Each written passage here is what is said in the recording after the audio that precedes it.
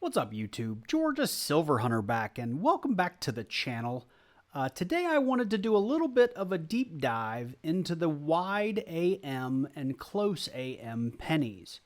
If you've been following the channel, I recently did a penny hunt where I firmly believed I had found me a 1999 wide AM, and after posting it around on some user groups that I follow on Facebook, and talking to Rob Finds Treasure, so thank you very much to Rob Finds Treasure for helping out.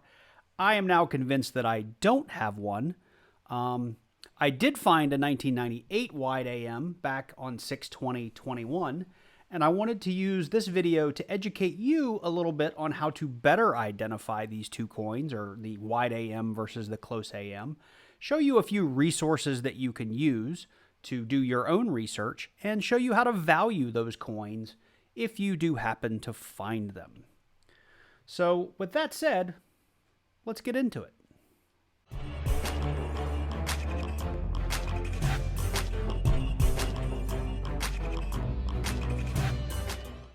So the first resource I wanted to point you guys to is the Lincoln Cent resource. You can get there at lincolncentresource.com. You can see it up here in my browser. I'll leave a link to it in the description down below.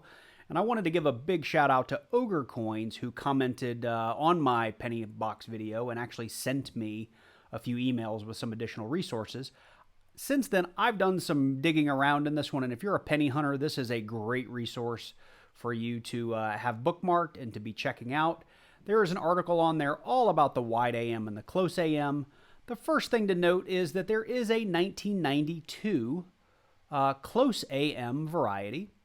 Of course, you have the 1998 and the 99S that has a close AM. The main ones that people hunt for that are coin roll hunters that I know, though, are the 99 through 2000 wide AMs, as well as this 92 close AM. Those are the ones most people I know are looking for, but it's good to know there are a couple of other ones you should have in your hunts that you should be looking for. Now, the wide AM and close AM is pretty self-explanatory. Again, not going to read all this to you, but there's some handy-dandy pictures down here in the article that help illustrate the difference between a wide AM and a close AM. You'll see the close AMs are very close together. In many cases, they're nearly touching, or in some cases, actually touching.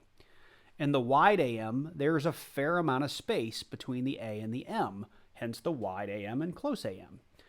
But almost a better indicator, and this was the lesson that I had to learn after my last box of pennies, is that a better indicator is check the space, of course, but to verify, look at the engraver's initials, the FG, to the lower right-hand corner of the memorial building. On the wide AMs, the FG is very close to the building, and on the close AM, the FG is very far away from the building. There's also some stuff around proofs. I don't get a lot of proof pennies, so if you're a proof hunter, they've also got pictures here for you to look at. So at the very minimum, this is a great resource to come to help you identify what you have. So what I wanted to do was take you over to the scope really quickly and show you what I have. You know what? I'll actually do this. We'll split screen this a little bit so we can keep these on frame for you so that you can see them. And this is the 1999 that I found the other day.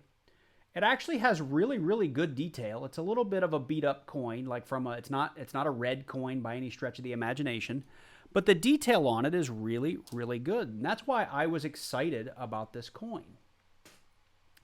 Now, if we look at just the A and the M, you will see that I have a fair amount of space there between the A and the M, leading me to believe I was looking at a wide AM. You'll see over here on the desktop I'm circling where it is. It definitely doesn't look like this. It looks more like this.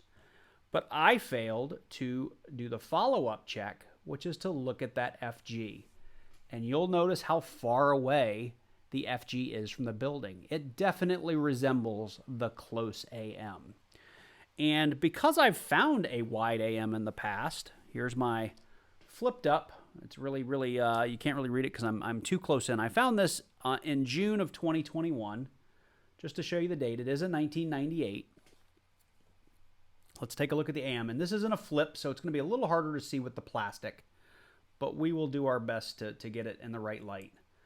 You will see the large spacing between the A and the M, and that spacing is consistent between the M and the E. That is another telltale sign a lot of people have told me to look for, but you can see how far away that A and that M is. And if we scroll or move down here to the FG, you can also see that the bottom part of that F is nearly touching the memorial building. And if I try to put, we'll do our best to do this all at once here. I tried doing this in my last video and kind of failed at it pretty miserably. That'll do. If I have that 99 penny on top and that 98 penny below, you'll see that the 99 penny FG is just so much further away from the building. So make sure you check. If you think you have that wide AM, remember the FG will be close. And if you're looking for a close AM, that FG will be far away from the building. So there you have it. Now let's pretend you're doing your penny hunts and you find one of these coins. Now my 98 is not in good condition, so I didn't get terribly excited about it. I just flipped it up and threw it in my collection. If you happen to find one, PCGS Price Guide and the PCGS Photo Grade service will be your best friends. So for grading, you can come to Photo Grade, you can click into cents, you can say a Lincoln cent. Actually, do they have one that's, yeah, I guess we'd have to do to current. You can get in here and drill in and see the kind of detail that you'd be looking for and compare your coin up against their coin. So, you know, do I have an MS60 versus an AU55? And it just keeps going lower and lower and lower. So you can photo compare a graded coin on PCGS to your coin. That's very, very helpful. But for for pricing, PCGS does have a price guide. I've already drilled into pennies. I've already come down here into the 98s, 99s, and 2000s, and you can look for the varieties. So BN stands for brown, RB stands for red brown, RD stands for red. So those really super shiny, here I'll just, let me do this real quick under the scope so you can see it. This would be something that's red, and unfortunately my microscope's going to wash it out. But if they're super shiny and almost really super orangey, that means red.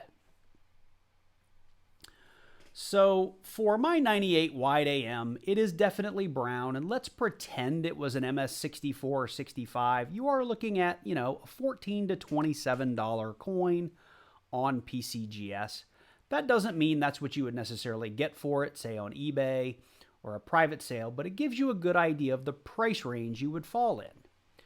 Obviously, if you had a 1998 in red condition, that gets much more exciting. You're now talking between a $55 and $125 coin. However, the 99 is far more rare, and this is why I was excited. The details on my coins were definitely, I think, high AU to maybe low to mid state. So I thought I might have kind of between a $90 and $150 coin, right? That's where I thought I was going to land. So I got really, really excited. Unfortunately, I didn't have a wide AM, which means I basically have a zinc penny.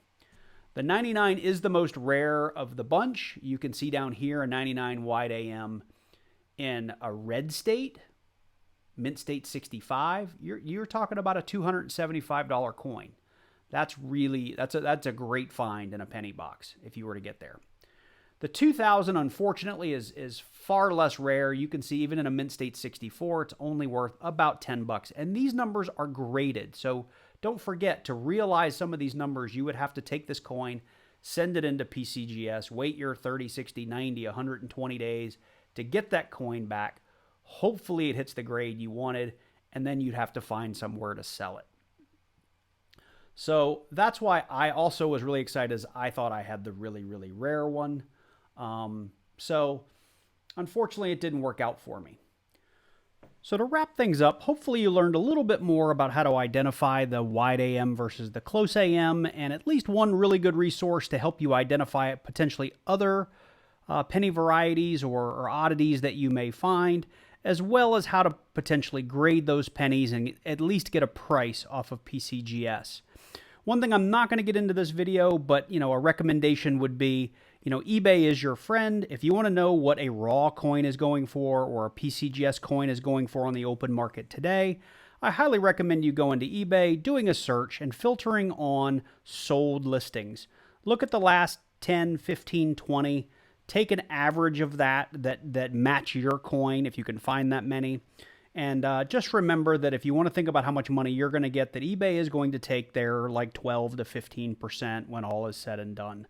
That's how I typically price things out as well. So, you have your Redbook price, your PCGS price, but eBay gives you a better idea of what people are actually paying. So with that said, I hope you enjoyed this video. I had fun making it. I really wish I had had a 99 wide AM because it just would have made my day, but unfortunately I didn't. If you're new to the channel and you like this kind of content, you like coin roll hunts, you like numismatics, you like silver and gold, please do consider dropping down below this video, clicking on the subscribe button, clicking on that little bell and selecting all so you get notified each and every time I release a new video. While you're down there, click that thumbs up button and leave me a comment. I'd love to hear from you. With that said, I'm going to drop it here. You guys take care, and I look forward to seeing you in the next one.